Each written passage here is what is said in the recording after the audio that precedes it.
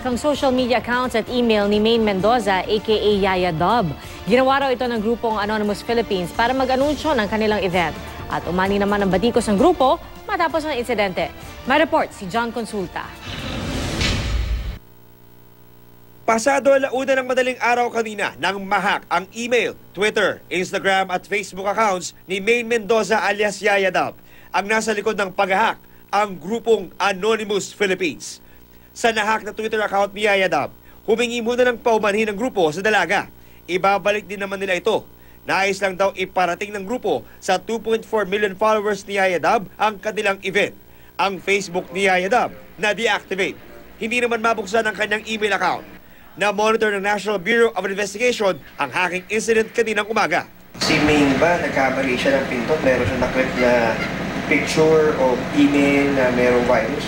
Hindi natin ma-discount yung possibility na weak talaga yung password na ginagamit na madaling tandaan. Hinala ng NBI, posibleng nakuha muna ng mga hacker ang email account ni Mendoza bago isinagawa ang pag-hack sa Twitter at Facebook account niya. We are continuously monitoring this event considering gaano ka-popular itong si Maine, ano? And if she wants to formalize yung complaint niya so that we can, more or less formalize our investigation at para makapag-coordinate din tayo sa Twitter at sa Facebook. Pasado alas 12 ng tanghali nang alisin ng Anonymous Philippines ang kanilang post sa Twitter account ni Mendoza. Kaya nakapag-tweet na siya. Sa isang tweet, sinabi ng kapatid ni Mendoza na si Nikki Mendoza Catalan hindi makatwiran ang panghihimasok sa pribadong account ng isang tao para makapagparating ng mensahe sa publiko.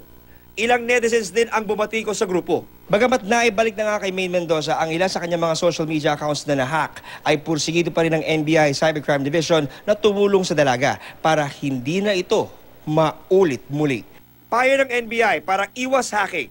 Ang isang password has to be at least 12 digit na may alphanumeric, so may letter, may number. Dapat ang ginagamit palagi natin na application are the genuine. Itong mga grupo na nag-attempt na mag-hack, pinapasok nila dun sa mga attachment, yung virus para makahack dun sa mga account.